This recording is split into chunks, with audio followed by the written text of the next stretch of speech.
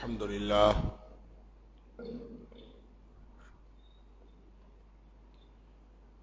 لله نحمده ونستعينه ونستغفره.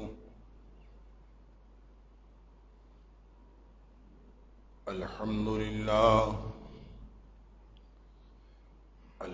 لله نحمده ونستعينه ونستغفره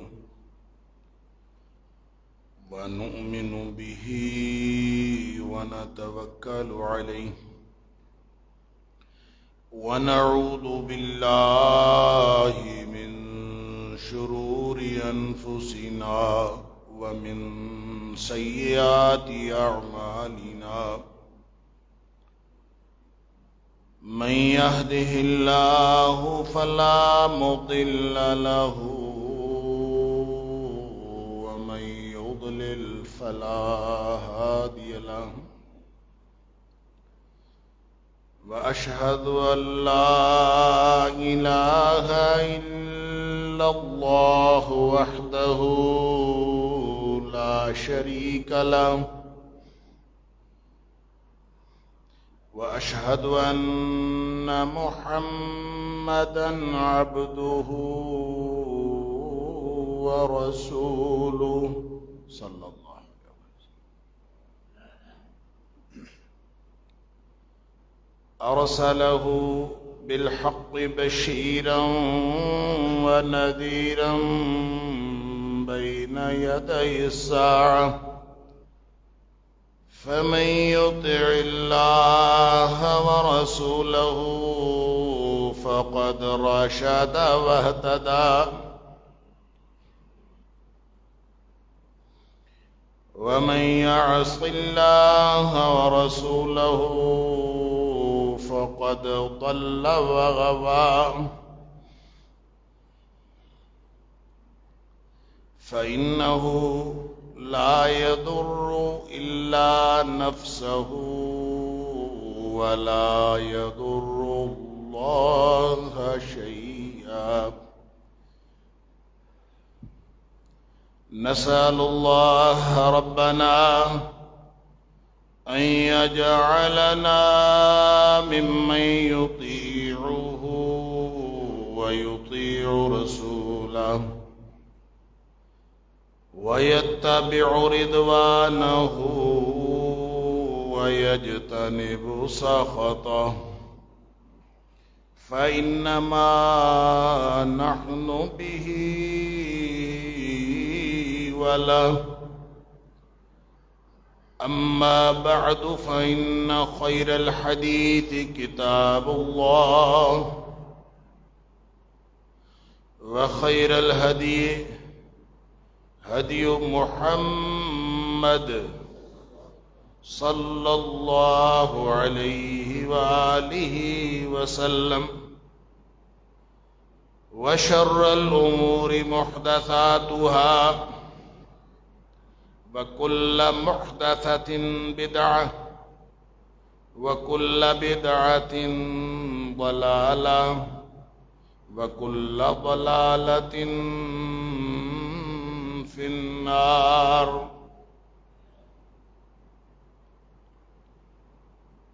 فأعوذ بالله السميع العليم من الشيطان الرجيم من همزه ونفخه ونفثه. بسم الله الرحمن الرحيم. والسابقون الأولون من المهاجرين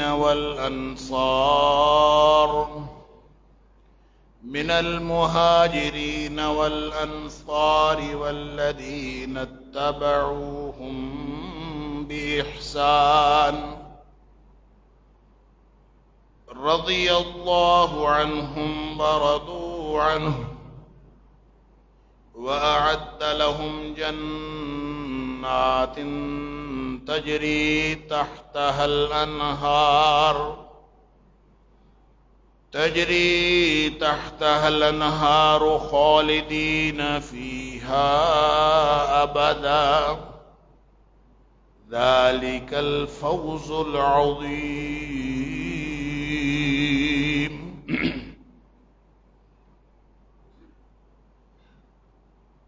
سب سے پہلے سبقت لے جانے والے مہاجرین میں سے ہوں یا انصار میں سے ہوں، اور وہ لوگ بھی جو نیکی کے رستے پر ان کے پیچھے چلے، ان سب سے اللہ راضی ہو گیا، اور وہ اللہ سے راضی ہو گئے، اور ان کے لیے اللہ نے تیار کی ہیں وہ جنتیں جن کے نیچے نہریں جاری ہیں، ان جنتوں کے اندر وہ ہمیشہ ہمیشہ رہیں گے۔ ذالک الفوز العظیم، یہ بہت بڑی کامیابی ہے اور یہ اصل فوز ہے۔ صدق اللہ العظیم۔ صحابہ کرام اللہ کے رسول صلی اللہ علیہ وسلم کے ساتھی، نبی پاک صلی اللہ علیہ وسلم سے دین سیکھنے والے،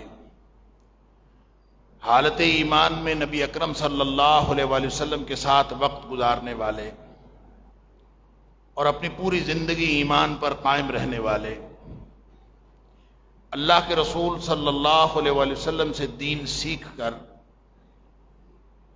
آگے امت تک پہنچانے والے، نبی پاک صلی اللہ علیہ وسلم سے قرآن سیکھ کر ہم سب کو قرآن سے آشنا کرنے والے، اور صبح سے لے کر شام تک اور پوری زندگی کے معمولات نبی کریم صلی اللہ علیہ وسلم سے سیکھ کر ہم تک پہنچانے والے، یہ وہ جلیل القدر ہستیاں ہیں جن کو اللہ کریم نے نبی اکرم صلی اللہ علیہ وآلہ وسلم کے بعد دین کا ذمہ دار بنایا۔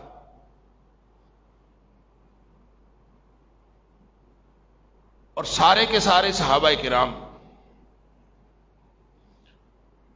جن کو اللہ کریم نے یہ سعادت عطا فرمائی ہے، وہ تو اس کیٹیگری میں ہیں ہی، ان سے اللہ راضی ہو گیا، انہوں نے کام کر دکھایا، انہوں نے اپنی ذمہ داری پوری کی۔ ذمہ داری پوری کی، ان کے کردار کی اللہ نے قرآن کے اندر تحسین فرما دی۔ صرف کردار کی تحسین نہیں فرمائی، ان کے ایمان کی تحسین بھی فرمائی، اور ان کے ایمان کو معیار ایمان قرار دیا کہ قیامت تک اگر کسی نے ایمان لانا ہو، کسی نے ہدایت کے رستے پر چلنا ہو، تو اس کے لیے رستہ وہ ہے جو نبی اکرم صلی اللہ علیہ وسلم کے ساتھیوں کا رستہ ہے، وہ رستہ جو نبی پاک صلی اللہ علیہ وسلم صحابہ کرام کو سکھا کے گئے، اس لیے کہ ڈائریکٹ شاگرد نبی پاک صلی اللہ علیہ وسلم کے وہ صحابہ کرام تھے۔ اگر اللہ کے رسول صلی اللہ علیہ وسلم نے صرف سکھایا ہوتا، صرف پڑھایا ہوتا، صرف ان کو دین سکھا کے آپ تشریف لے گئے ہوتے، تو پھر بھی شاید ان کے بارے میں کسی بھی طرح کی کوئی بات ذہن میں آ سکتی تھی، لیکن جب اللہ نے قرآن میں ان کی تحسین بھی فرما دی، ان کے کردار سے اللہ راضی بھی ہو گیا، ان کے لیے اخروی جنتوں کی نوید بھی سنا دی، ہمیشہ کی کامیابی کی نوید سنا دی، ذالک الفوز العظیم کی نوید سنا دی، اور پھر یہ بھی بتا دیا کہ یہ فَإِنْ آمَنُوا بِمِثْلِ مَا آمَنْتُمْ بِهِ فَقَدِ اهْتَدَوْا، اگر تم ایمان لانا چاہتے ہو تو ایمان بھی صحابہ کرام جیسا لانا پڑے گا، پھر ہدایت ملے گی۔ جب اللہ کریم نے قرآن کے اندر یہ سرٹیفکیٹ عطا فرما دیے، تو اب نبی اکرم صلی اللہ علیہ وآلہ وسلم کے بعد دین کا پورا مدار وہ صحابہ کرام کی زندگیاں رہیں۔ یہ کسی ایک صحابی کی بات ہو یا دوسرے کی بات، اس کا مطلب یہ نہیں ہے کہ ان سے غلطیاں نہیں ہو سکتی، غلطیاں ہو سکتی۔ اس کا یہ مطلب بھی نہیں ہے کہ صحابہ کرام کو ایک دوسرے کے خلاف رنجش نہیں ہو سکتی، ہو سکتی، لیکن وہ تقاضائے انسانی ہے، تقاضائے بشری کے تحت کسی کو کسی سے رنجش ہو سکتی ہے۔ کوئی کسی وجہ سے کسی معاملے کو سمجھنے میں غلطی کر سکتا، غلطی ہو سکتی ہے، یہ صرف نبی کی ذات ہے جس سے غلطی نہیں ہو سکتی۔ یہ امیونٹی یہ اللہ نے صرف اپنے نبیوں کو دی ہے. اس کے بعد صحابہ کرام ہیں، وہ جتنے مرضی بڑے جلیل القدر صحابی ہوں، ابو بکر صدیق رضی اللہ تعالیٰ عنہ، عمر فاروق رضی اللہ تعالیٰ عنہ، جن کے بارے میں نبی اکرم صلی اللہ علیہ وسلم فرماتے ہیں کہ اگر میں اللہ کے علاوہ کسی اور کو اپنا دوست بناتا، اللہ کے علاوہ کسی اور کو اپنے خلوت کا ساتھی بناتا، اللہ اکبر، لاتخذت ابا بکر خلیلا، تو میں ابو بکر کو اپنا خلیل بناتا. لو کنت متخذا خلیلا غیر ربی، اپنے رب کے علاوہ میں اگر کسی کو اپنا خلیل بناتا تو ابو بکر اس سٹینڈرڈ پہ ہے کہ میں اس کو اپنا خلیل بنا لیتا. لیکن چونکہ میرا خلیل میرا رب ہے، میرے رب نے مجھے خلیل بنایا ہوا ہے، میرا دوست میرا رب ہے، خلوت کا ساتھی میرا رب ہے، لہذا ابو بکر معیار تو وہ رکھتا ہے، لیکن اس کو میں نے خلیل اس لیے نہیں بنایا کہ میرا خلیل میرا رب ہے. اور اگر میں رب کے علاوہ کسی کو خلیل بناتا تو اس سٹینڈرڈ کا آدمی ابو بکر صدیق رضی اللہ عنہ. عمر فاروق رضی اللہ تعالیٰ عنہ کے بارے میں فرمایا کہ عمر کو اللہ نے وہ صلاحیتیں دی ہیں کہ اگر میرے بعد کوئی نبی ہوتا، یہ تو نبوت ختم ہو گئی ہے، ولکن لا نبی بعد، میرے بعد اگر کوئی نبی ہوتا تو وہ عمر ہوتا، اس لیے کہ اللہ نے عمر کو صلاحیتیں وہ دی ہیں، لیکن وہ نبی نہیں ہے، وہ امتی ہے. لہذا ابو بکر صدیق رضی اللہ تعالیٰ عنہ سے لے کر آخری صحابی تک کہا جاتا ہے، واللہ عالم، مورخین نے لکھا ہے کہ آخری صحابی جو فوت ہوئے ان کا نام تھا حضرت طفیل رضی اللہ تعالیٰ عنہ، اور کہا یہ جاتا ہے کہ ان کی عمر اتنی لمبی تھی کہ 111 ہجری ان کا سن وفات ہے. 111 ہجری. تو نبی پاک صلی اللہ علیہ وسلم اس دنیا سے 11 ہجری کو تشریف لے گئے. تو جو 111 ہجری میں فوت ہوا تو اس کا مطلب ہے صحابہ کرام نبی اکرم صلی اللہ علیہ وسلم کے بعد 100 سال اس دنیا میں رہے، 1 صدی. تو دین وہ ہے جو اس صدی میں جو لوگوں کو سکھایا گیا وہ دین ہے. اس لیے کہ دین کا معیار یہ صحابہ کرام. لیکن بہرحال اس کے بعد نبی پاک صلی اللہ علیہ وسلم کے اس دنیا سے جانے کے بعد فتنے شروع ہو گئے، اور فتنے تو نبی پاک صلی اللہ علیہ وسلم کے دور میں بھی تھے. دیکھیں، نبی کریم صلی اللہ علیہ وسلم کے خلاف باتیں کرنے والے، آپ کے خلاف ہرزہ سرائی کرنے والے، نبی اکرم صلی اللہ علیہ وسلم کی شان میں گستاخی کرنے والے، وہ تو نبی پاک صلی اللہ علیہ وسلم کی حیات طیبہ میں موجود تھے. یعنی کبھی ایسا نہیں ہوا کہ نبی کریم صلی اللہ علیہ وسلم کی شان میں گستاخی کرنے والا کوئی نہ ہو. سب سے پہلا گستاخ تو ابو لہب تھا، جس نے نبی پاک صلی اللہ علیہ وسلم کی شان میں گستاخی کی. اللہ نے قرآن کے اندر فرما دیا، تبت یدا ابی لہب، اس ابو لہب کے ہاتھ ٹوٹ جائیں، وہ اور اس کی بیوی دونوں جہنم میں ہوں گے، اس لیے کہ انہوں نے نبی کریم صلی اللہ علیہ وسلم کی شان میں گستاخی. لہذا دعوت کے آغاز میں ہی، یہ تو بالکل دعوت کا آغاز تھا، تب سے لے کر نبی اکرم صلی اللہ علیہ وسلم کی شان میں گستاخی اور ہرزہ سرائی ہوتی رہی. لہذا کسی چیز کی حقانیت کا معیار یہ نہیں ہے کہ اس کے خلاف ہرزہ سرائی نہ ہو رہی ہو. حضرت عائشہ صدیقہ رضی اللہ تعالیٰ عنہ فرماتی ہیں صحابہ کرام کے بارے میں، یعنی نبی پاک صلی اللہ علیہ وسلم کے بارے میں کئی مثالیں ہیں کہ لوگوں نے نبی پاک صلی اللہ علیہ وسلم کی شان میں ہرزہ سرائی کی. جو بھی کفار تھے وہ بکواس کرتے تھے، اور بعض اوقات نبی کریم صلی اللہ علیہ وسلم تک یہ باتیں پہنچتی بھی تھیں. یہود و نصارہ اپنی اپنی، خاص طور پہ یہودی، وہ کوئی نہ کوئی شرارت کرتے تھے نبی کریم صلی اللہ علیہ وسلم کی شان کو گھٹانے کے لیے. وہ بعض اوقات اپنی زبان مروڑ کے نبی کریم صلی اللہ علیہ وسلم کی شان میں گستاخی کرنے کی کوشش کرتے تھے. نبی کریم صلی اللہ علیہ وسلم کو معلوم ہو بھی جاتا تھا، آپ خاموش رہتے تھے، اللہ تعالیٰ قرآن میں ان کا کچا چٹھا کھول دیتا. لہذا وہ الفاظ تک جو نبی کریم صلی اللہ علیہ وسلم کی شان میں گستاخی کے لیے استعمال کرتے تھے یہودی، اللہ نے اہل ایمان کو بھی روک دیا کہ آپ وہ الفاظ استعمال نہ کریں۔ اگر وہ اپنے زبانیں مروڑ کر کوئی لفظ غلط بولتے ہیں اور اب خوش ہوتے ہیں کہ ہم نے نبی کریم صلی اللہ علیہ وسلم کی شان میں گستاخی کی، نبی پاک صلی اللہ علیہ وسلم کو معلوم ہوتا بھی تھا تو آپ نے کبھی اس کے بارے میں ذکر نہیں فرمایا۔ اللہ نے قرآن میں فرمایا لا تقولوا راعنا، آپ یہ لفظ ہی چھوڑ دو، آئندہ نہ کہو راعنا، اس لیے کہ اس لفظ کو یہ غلط استعمال کرتے ہیں اور نبی کریم صلی اللہ علیہ وسلم کی شان میں گستاخی کرتے ہیں، یہ لفظ چھوڑ۔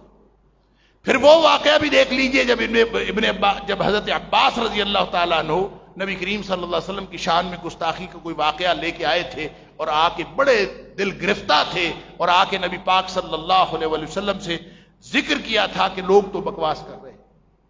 یعنی راوی کہتے ہیں مطلب بن ابی وداع جو راوی کا نام ہے، وہ کہتے ہیں کہ حضرت عباس رضی اللہ تعالیٰ جب آئے تھے تو ان کی کیفیت یہ تھی کأنہ سمع شیئا، جیسے وہ کوئی ناگوار بات سن کے آئے تھے۔ تو نبی کریم صلی اللہ علیہ وسلم نے ان کی بھی تسلی کروائی اور یہ بتایا کہ یہ ناگوار باتیں کیوں کرتے ہیں، اس لیے کرتے ہیں ہر چیز کا مقابلہ ہوتا ہے۔ یہ جو دنیا میں طاقت کا کمپیریزن ہوتا ہے، جدید ترین دنیا کی بات کر رہا ہوں، یہ آرمی کے ملٹری کے رسالے چھپتے ہیں دنیا، وہ طاقت کا توازن دیکھتے ہیں، فلاں قوم کے پاس، فلاں ملک کے پاس اتنے ٹینک، فلاں ملک کے پاس اتنے جہاز، اتنے جنگی جہاز، فلاں ملک کے پاس اتنے ایٹمی ہتھیار، فلاں ملک کے پاس اتنا کچھ۔ تو جب وہ سارا کمپیریزن کرتے ہیں تو ایک کمپیریزن یہ بھی ہے کہ وہ ایمان والے جو اپنی جانیں اللہ کے راستے میں لگانے کے لیے تیار ہوں، وہ کس ملک کے پاس کتنے ہیں۔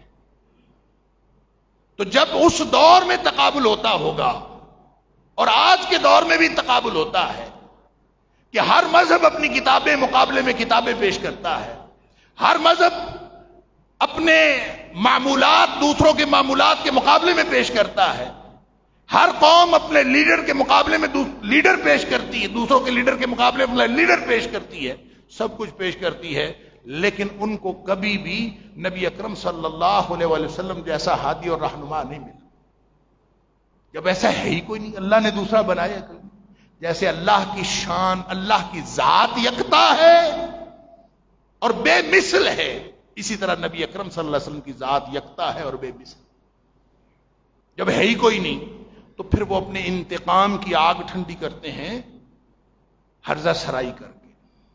لہذا ایسی ہی کوئی بات حضرت عباس رضی اللہ تعالیٰ سن کے آئے تھے اور نبی کریم صلی اللہ علیہ وسلم نے اس کی وضاحت بھی فرمائی کہ یہ سارا کا سارا معاملہ اس لیے ہے، آپ نے فرمایا کہ مجھے اللہ نے دنیا کائنات میں سب سے بہترین بنایا ہے۔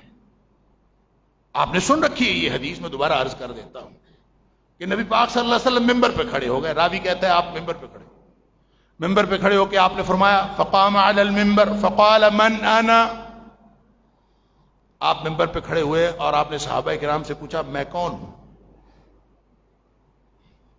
صحابہ کرام نے عرض کیا انت رسول اللہ صلی اللہ علیہ وسلم، آپ اللہ کے رسول ہیں۔ لیکن یہاں نبی اکرم صلی اللہ علیہ وسلم نے اپنی ذات رسالت کا جو عظمت کا پہلو ہے وہ اجاگر کرنا مقصود نہیں تھا، یہاں ذات کا پہلو اجاگر کرنا مقصود، لہذا آپ نے فرمایا انا محمد ابن عبداللہ ابن عبد المطلب، میں عبداللہ کا بیٹا عبد المطلب کا پوتا محمد صلی اللہ علیہ وسلم۔ پھر نبی پاک صلی اللہ علیہ وسلم نے فرمایا کہ اللہ کریم نے جب دنیا کائنات کو پیدا کیا، ان اللہ تعالی خلق الخلق فجعلنی فی خیرہم، جب اللہ نے مخلوقات پیدا کی مجھے اللہ نے ساری مخلوقات سے بہترین پیدا کی۔ ثم جعلہم فرقتین، پھر اللہ نے مخلوقات کے دو حصے کر دیے، فجعلنی فی خیرہم فرقتن، مجھے اس حصے میں رکھا جو کائنات کا بہترین حصہ تھا، ثم جعلهم قبائل، پھر اللہ نے لوگوں کے قبیلے بنائے، مجھے اس قبیلے میں رکھا، فجعلنی فی خیرہم قبیلۃ، اسے اس قبیلے میں رکھا جو کائنات کا بہترین قبیلہ تھا۔ ثم جعلهم بیوتا، پھر اللہ نے چھوٹے چھوٹے گھرانے بنائے، فجعلنی فی خیرہم بیتا، مجھے اللہ نے اس گھرانے میں بنایا جو کائنات کا بہترین گھرانہ تھا۔ پھر آپ نے فرمایا یہ ہے لوگوں کو تکلیف، یہ ہے مسئلہ ان کا کہ ان کے پاس مقابلہ کرنے کے لیے تو کوئی بات ہے نہیں۔ فَأَنَا خَيْرُهُمْ نَفْسًا وَأَنَا خَيْرُهُمْ بَيْتًا، میری ذات جیسی کوئی ذات نہیں، میرے گھرانے جیسا کوئی گھرانہ نہیں۔ یہ ہے مسئلہ۔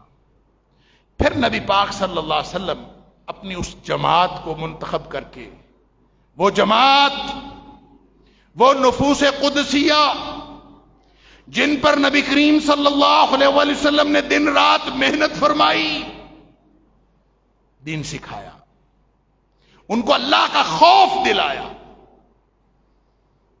23 برس لگے، ایک جماعت تیار ہوئی۔ اللہ اکبر۔ پھر نبی کریم صلی اللہ علیہ وسلم نے خطبہ حجۃ الوداع کے موقع پر اس جماعت سے گواہی لی کہ کیا میں نے اللہ کا دین پہنچا دیا ہے؟ سب نے کہا پہنچا دیا ہے، خیر خائی کا حق ادا کر دیا ہے۔ پھر نبی کریم صلی اللہ علیہ وسلم نے اللہ سے سرٹیفکیٹ لیا، اللہم اشہد، اللہ تو گواہ ہو جا۔ اللہ نے گواہی کا سرٹیفکیٹ فرمایا، الیوم اکملت لکم دینکم واتممت علیکم نعمتی ورضیت لکم الاسلام دینا، آج میں نے دین مکمل کر دیا، نعمت مکمل کر دی، اور جس دین پر میں راضی ہوا ہوں وہ دین اسلام۔ اب نبی کریم صلی اللہ علیہ وسلم نے تو پہنچا دیا تھا، کن کو پہنچایا تھا؟ صحابہ کرام۔ اب آپ نے صحابہ کے ذمے لگایا، ان کے ذمے لگایا کہ اب یہ دین تمہاری ذمہ داری ہے کہ قیامت تک آگے سے آگے پہنچتا رہے۔ فَلْيُبَلِّغِ الشَّاهِدُ الْغَائِبُ، کہ جو جو آج موجود ہے، وہاں پہ کون موجود تھا؟ وہاں پہ کون موجود تھا؟ صحابہ کرام موجود تھے۔ فَلْيُبَلِّغِ الشَّاهِدُ، آج جو جو موجود ہے، میں نے تو اللہ کی طرف سے لیا اور میں نے تو پہنچا دیا۔ یہ ذمہ داری، یہ ڈیوٹی تو نبی پاک صلی اللہ علیہ وسلم کی۔ یا ایھا الرسول بلغ ما انزل الیک من ربک، آپ کی طرف جو آپ کے رب کی طرف سے نازل ہوا ہے وہ آپ پہنچا دیجئے۔ پہنچایا کن کو؟ صحابہ کرام۔ اور یہ بھی سن لیجئے کہ نبی کریم صلی اللہ علیہ وسلم پر دین جب پہنچا تھا، جب آیا تھا، تو وہ دین تو دین اسلام، ان الدین عند اللہ الاسلام، لے کے آنے والا کون تھا؟ فرشتہ جبریل۔ تو اللہ تعالیٰ نے یہ نہیں فرمایا کہ اس کو جبریل فرشتہ لے کے آیا، حالانکہ یہ کہہ دیا جائے کہ اس کو فرشتہ لے کے آیا، تو فرشتہ ہم کس کو کہتے ہیں؟ فرشتہ ہم اس کو کہتے ہیں کہ جو کائنات کی وہ مخلوق ہے جس کو اللہ نے اپنی نافرمانی کا جذبہ عطا ہی نہیں کیا، ان کے اندر یہ پہلو ہے ہی نہیں۔ لا یعصون اللہ ما امرہم ویفعلون ما یؤمرون، اللہ نے وہ فرشتے بنائی ایسے ہیں کہ وہ اللہ کے حکم کی نافرمانی کر سکتے ہی نہیں، اور صرف وہ کرتے ہیں جو اللہ حکم دیتا ہے۔ وہ مخلوق، اور اس مخلوق کا بھی سردار، اس کا نام ہے جبریل، روح۔ تو فرماتا ہے اللہ کریم قرآن میں، نازل بہ الروح الامین، اس کو جو فرشتہ لے کے آیا ہے نا، اس قرآن کو، اس دین کو، وہ امانت دار فرشتہ ہے، امین ہے۔ حالانکہ صرف فرشتہ کہہ دیا جائے تو فرشتے کے اندر خیانت کا عنصر ہی موجود نہیں، وہ کر سکتا ہی نہیں خیانت، پھر بھی فرمایا امین۔ کیوں؟ اس لیے کہ دین کا معاملہ، یہ حساس معاملہ ہے، اس لیے فرمایا وہ فرشتہ، فرشتوں کا سردار، پھر بھی فرمایا امین۔ نبی پاک صلی اللہ علیہ وسلم پر نازل ہوا، آپ صادق و امین ہیں، پھر نبی کریم صلی اللہ علیہ وسلم نے صحابہ کو دیا. تو کیا خیال ہے جن کو نبی کریم صلی اللہ علیہ وسلم دے کے گئے ایسے ہی پکڑا گئے؟ وہ اللہ کا دین جو اللہ نے فرشتے کو کے ذریعے بھیجا تو فرمایا امین ہے، اور جب نبی اکرم صلی اللہ علیہ وسلم کی ڈیوٹی لگی تو آپ امین ہیں، اور جب نبی پاک صلی اللہ علیہ وسلم نے آگے صحابہ کرام کی ڈیوٹی لگائی تو ان کے بارے میں کیا خیال ہے؟ اس لیے اللہ فرماتا ہے فَإِنْ آمَنُوا بِمِثْلِ مَا آمَنْتُمْ بِهِ فَقَدْ اهْتَدَوْا. لوگو تم ان کے بارے میں باتیں کرتے ہو، وہ صحابہ کرام تو وہ ہیں اللہ نے ان کو ایسا بنایا ہے کہ وہ ایمان کے اعتبار سے اللہ کے بعد اللہ کے رسول صلی اللہ علیہ وسلم کائنات کی بہترین ہستی ہے. پھر نبیوں کے بعد جو اللہ نے سب سے بہترین ہستیاں بنائی ہیں وہ صحابہ کرام، ان کو اللہ نے ایمان کی ایسی کیفیت دی. لہذا قیامت تک کسی نے اگر یہ ایمان اور امانت اس کی اعلیٰ ترین منزل پہ ہیں، اس لیے تو دین ان کے ذمہ لگایا. ایک چین ہے نا، اللہ کی ذات، جبریل امین، رسول امین، اور پھر صحابہ کرام جو امانت اور ایمان کا معیار ہے. اس لیے فرمایا رضی اللہ عنہم ورضوا عنہ، ان سے اللہ راضی ہو گیا، وہ اللہ سے راضی ہو گئے، ان کو یہ دیا. لہذا صحابہ کرام کو نبیوں کے بعد اور خاص طور پر نبی اکرم صلی اللہ علیہ وسلم کے بعد وہ ذمہ داری سونپ دی گئی جو نبی کریم صلی اللہ علیہ وسلم والی ذمہ داری تھی. اور سونپ کے کون گئے؟ خود نبی اکرم صلی اللہ علیہ وسلم. فَلْيُبَلِّغِ الشَّاهِدُ الْغَائِبَ، کہ جو موجود ہو قیامت تک آنے والے لوگوں تک یہ پہنچا دو. ایک رشتہ، ایک ٹریک، ایک راستہ طے ہو گیا. اب یہی راستہ ہے قیامت تک جائے گا. اس لیے فرمایا والسابقون الاولون من المہاجرین والانصار والذین اتبعوہم باحسان، جنہوں نے ایمان اسلام میں سبقت کی، جنہوں نے اپنی جانیں قربان کی، جنہوں نے نبی اکرم صلی اللہ علیہ وسلم کی خدمت کی، جنہوں نے دین کے لیے اپنی جانیں زندگیاں لگائیں. صحابہ کرام نے تو نبی پاک صلی اللہ علیہ وسلم کو دیکھا، انہوں نے تو نبی پاک صلی اللہ علیہ وسلم کی صحبت اختیار کی، آپ کے پاس بیٹھے، آپ کے پاس چند لمحے بھی گزارے ہوں. جنت میں جانے کے لیے اگر حالت ایمان میں چند لمحے گزارے ہوں اور انسان ایمان کی حالت میں فوت ہوا ہو تو جنت میں جانے کے لیے تو یہی کافی ہے. لیکن انہوں نے تو زندگیاں لگائی تھی، زندگیاں لگائیں. اللہ فرمایا والذین اتبعوہم باحسان، صرف وہ نہیں کہ اللہ ان سے راضی ہو گیا، ان کا ٹریک ایسا ہے، راستہ ایسا ہے، یہ اس لڑی میں پروئے ہوئے ہیں، یہ ذمہ داری کی اس لڑی میں پرو دیے گئے ہیں کہ اب جو شخص دیکھیں ذمہ داری کی بھی ایک لڑی ہوتی، اب نبی کے بعد ذمہ داری ان کی ہے. اس لیے فرمایا والذین اتبعوہم باحسان، جو بھی نیکی کے رستے میں ان کے پیچھے چلے گا، یہ بھی سارے قیامت تک کے لیے، یہ صرف اس وقت کے دور کے لیے نہیں ہے. بعض لوگوں نے اس کا ترجمہ کیا ہے کہ اس سے مراد تابعین ہے. والذین اتبعوہم باحسان، یعنی نبی کریم صلی اللہ علیہ وسلم، پھر آپ کے صحابہ کرام، پھر اس کے بعد تابعین عظام. صحابی وہ جس نے حالت ایمان میں نبی پاک صلی اللہ علیہ وسلم کو دیکھا ہو اور پھر اپنی موت تک ایمان پر قائم رہا ہو، اور تابعی وہ جس نے صحابی کو حالت ایمان میں دیکھا ہو اور پھر اپنی موت تک اسلام پر اور ایمان پر قائم رہا ہو، وہ تابعی ہے. والذین اتبعوہم باحسان، اس سے مراد اصطلاحی تابعین ہے کہ ہم اگلے دور کے جن لوگوں کو کہتے ہیں وہ اصطلاحی تابعین ہیں. یہ بھی ہو سکتا ہے اس کا معنی یہی ہے. لیکن اللہ کریم نے یہاں کوئی قدغن نہیں لگائی کہ صرف اگلی نسل ہے، نہیں. وما والذین اتبعوہم باحسان، جو صحابہ کرام کے پیچھے چلیں نیکی کے راستے پر. یہ سارے کون لوگ ہیں؟ فرمایا رضی اللہ عنہم ورضوا عنہ، ان سب سے اللہ راضی ہو گیا. اب ایک تو اگر ہم یہ گن لیں کہ صرف یہ وہ لوگ ہیں جو صحابہ کرام کے شاگرد تھے یا ان کو دیکھنے والے تھے، یا ایمان کی روش پر ان کے پیچھے چلنے والے تھے، اگر یہ صرف وہ مراد ہیں تو اس کا مطلب ہے نیکی کا رستہ تو یہ سلسلہ تو رک گیا، اس کے آگے چلا ہی نہیں. یہ کیسے ممکن؟ نبی پاک صلی اللہ علیہ وسلم ڈیوٹی لگا کے گئے ہیں فَلْيُبَلِّغِ الشَّاهِدُ الْغَائِبَ. ان نفوس قدسیہ کی، آسمان نبوت کے ان درشکندہ ستاروں کی نبی کریم صلی اللہ علیہ وسلم ڈیوٹی لگا کے گئے ہیں قیامت تک کے لیے.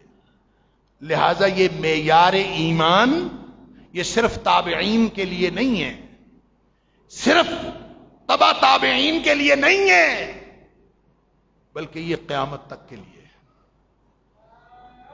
اور اس کا بیٹا بیٹھ جاؤ، بیٹا بیٹھ جاؤ، اس کا ثبوت نبی اکرم صلی اللہ علیہ وسلم کی وہ حدیث ہے کہ جس میں آپ نے فرمایا کہ یہود و نصارہ کے، اور خاص طور پر جو آخری نصارہ ہے، آخری امت اسلام سے قبل، نبی پاک صلی اللہ علیہ وسلم کے تشریف لانے سے قبل، آپ نے فرمایا کہ ان کے 72 فرقے ہوں گے. ان کے 72 فرقے تھے اور میری امت کے 73 فرقے ہوں. اور ساتھ فرمایا کلہم فی النار، 73 فرقے ہوں گے، سارے جہنمی ہیں الا واحدہ، ایک بچے گا جو جنتی ہے. اللہ، 73 میں سے کلہم فی النار، سارے جہنمی ہیں الا واحدہ، ایک بچے گا. کتنی خوفناک بات. اللہ کے رسول صلی اللہ علیہ وسلم ان کی کوئی نشانی بتا دیجیے، وہ کون ہے؟ وہ کون ہیں جو بچیں گے؟ اور یہ قیامت تک کے لیے بات ہے، یہ آخری دور تک کے لیے بات ہے. فرمایا ما انا علیہ واصحابی. کامیاب گروہ کی نشانی یہ ہے کہ وہ اس راستے پہ چلتا ہے جس راستے پر میں اور میرے صحابہ کرام. بات ختم. قیامت تک کے لیے بات ختم کہ جو اللہ کے رسول صلی اللہ علیہ وسلم کے راستے پر اور صحابہ کرام کے راستے پر چلتا ہے وہ کامیاب ہوگا. اس کا مطلب یہ ہے والذین اتبعوہم بإحسان، جو اللہ فرما رہا ہے کہ وہ جو نیکی کے راستے پر ان کے پیچھے چلے، یہ صرف صحابہ کے بعد آنے والی نسل جن کو تابعین کہا جاتا ہے، صرف وہ طبقہ مراد نہیں ہے، بلکہ یہ قیامت تک کے لیے جو بھی صحابہ کے راستے پر چلے گا وہ والذین اتبعوہم بإحسان کے اندر شامل. آج بھی کسی نے اگر دین پر چلنا ہو اس کے لیے رستہ کون سا ہے؟ ما انا علیہ واصحابی. نبی اکرم صلی اللہ علیہ وسلم کی زبان اقدس میں جس پر میں ہوں اور میرے صحابہ کرام ہیں وہی رستہ جنت کو جاتا ہے. لوگ کہتے ہیں آج تو بڑی تنظیمیں بنی ہوئی ہیں، آج تو بڑی جماعتیں بنی ہوئی ہیں، اگر آپ ان کو گننا شروع کر دیں تو وہ 73 سے زیادہ ہیں، وہ تو 7300 بھی ہو سکتی ہیں. تو کون کون جنت میں جانے والے ہیں ان میں سے؟ یہ تو کئی اس میں سے یعنی صرف 73 کی ہم گنتی نہیں کر سکتے، اس سے زیادہ بھی ہیں. بعض اوقات ہمیں بڑے بڑے گروہ ہم گنتے ہیں تو اس سے کم لگتے ہیں. تو کیا نشانی ہے؟ نشانی وہی ہے جو نبی پاک صلی اللہ علیہ وسلم. اللہ، نشانی وہی ہے. کسی تنظیم سے تعلق رکھتا ہو، کسی گروہ سے تعلق رکھتا ہو، کسی خطے سے تعلق رکھتا ہو، کامیابی کی نشانی وہی ہے ما انا علیہ واصحابی، جس پر میں محمد کریم صلی اللہ علیہ وسلم اور میرے صحابہ ہیں. جو اس رستے کا انتخاب کرتا ہے، اس رستے پر چلنے کی کوشش کرتا ہے، وہی کامیاب ہے. تو آپ دیکھ لیجئے آپ کے ارد گرد جتنے بھی مسالک ہیں، جتنے بھی گروہ ہیں، جتنی بھی تنظیمیں ہیں، جو تو صحابہ کرام کو معیار ایمان قرار دیتا ہے اللہ کے فضل سے اس رستے پر ہے.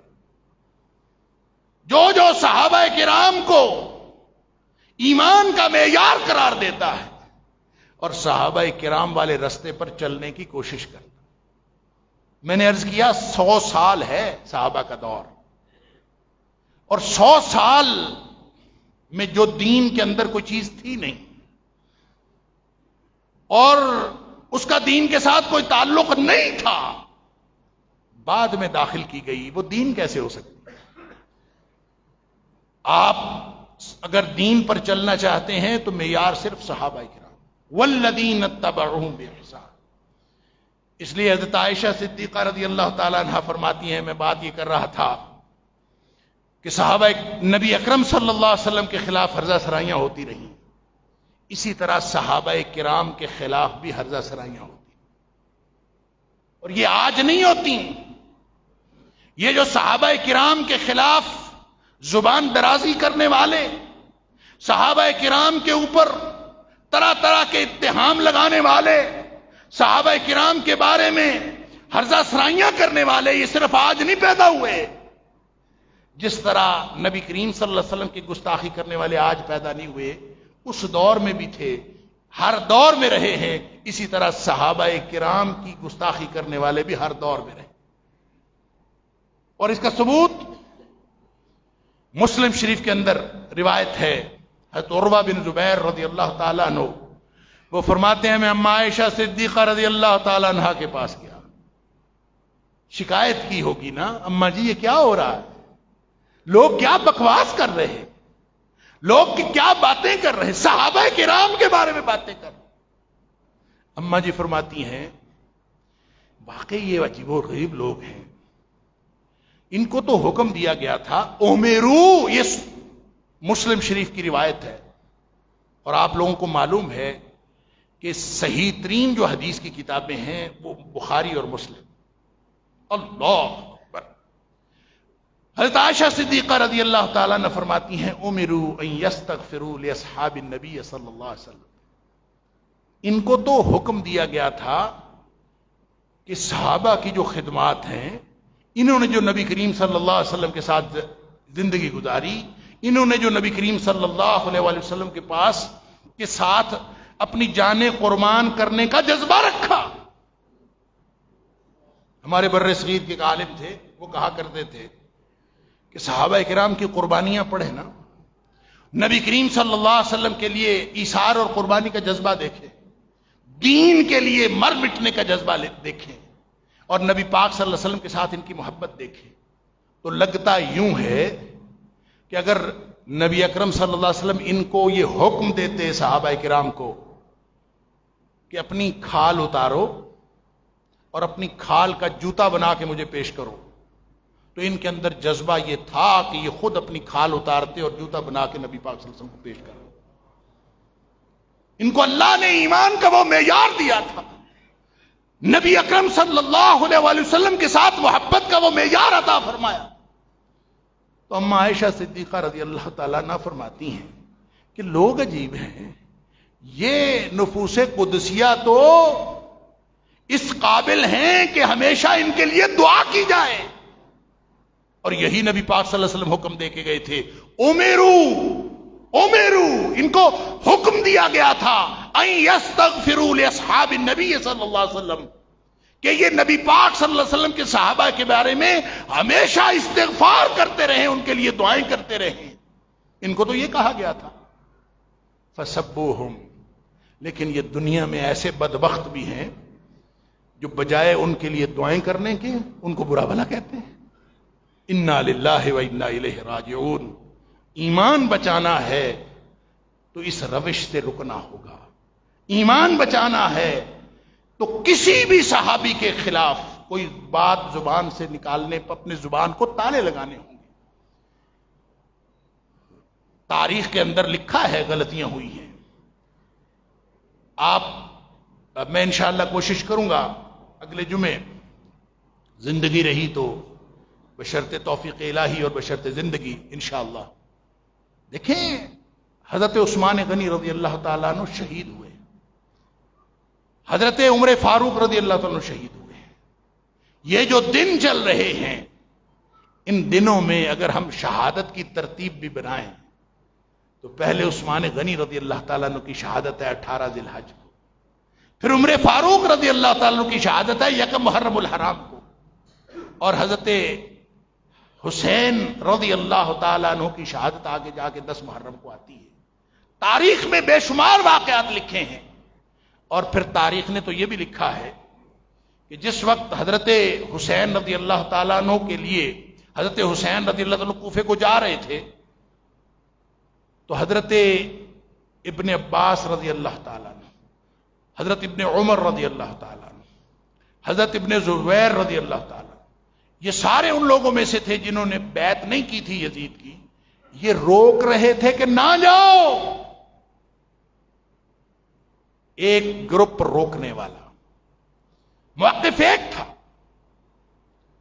ان 5 لوگوں نے بیعت نہیں کی تھی: عبد الرحمن بن ابی بکر، عبداللہ بن زبیر، عبداللہ بن عباس رضی اللہ تعالیٰ عنہ، اور وہ حضرت حسین رضی اللہ تعالیٰ عنہ، اور عبداللہ بن عمر رضی اللہ تعالیٰ. ان 5 لوگوں نے بیعت نہیں کی تھی. موقف تو ایک تھا. ایک کہہ رہا جانا ہے، 4 کہہ رہے نہیں جانا. اب یہ کوئی اجتہادی مسئلہ ہے نا. کس کو غلط کہیں گے، جانے والے کو یا روکنے والوں کو؟ اور تاریخ یہ لکھتی ہے کہ ابن عباس رضی اللہ تعالیٰ عنہ تو ساتھ دوڑتے گئے، ایک فاصلے تک دوڑتے گئے، حضرت حسین کو روکتے گئے کہ آپ وہاں نہ جائیں. کس کو غلط کہیں گے؟ دونوں صحیح تھے. اجتہادی غلطی کسی سے ہو سکتی ہے. صحابہ کرام ہیں، ہماری آنکھوں کے تارے ہیں، ان کی محبت ہمارے ایمان کا حصہ ہے. اور خاص طور پر حسنین کریمین کی محبت وہ ہم عین ایمان ہے. ہم کیوں زبان کھولیں؟ لہذا جب بات آئے صحابہ کرام کی، زبانیں بند کر لیں. اما عائشہ صدیقہ رضی اللہ تعالیٰ عنہ فرماتی ہیں دعا کرو تو کرو، یہ حکم ہے، اور اگر زبان سے کوئی برا بھلا نکلے یہ حکم نہیں دیا گیا. صحابہ کرام ہیں اور ان کو اللہ کریم نے معیار ایمان قرار دیا. اللہ تعالیٰ مجھے اور آپ کو، ہم سب کو توفیق عطا فرمائے کتاب و سنت کو سمجھنے کی اور اس پر عمل کرنے کی. وآخر دعوانا الحمدللہ.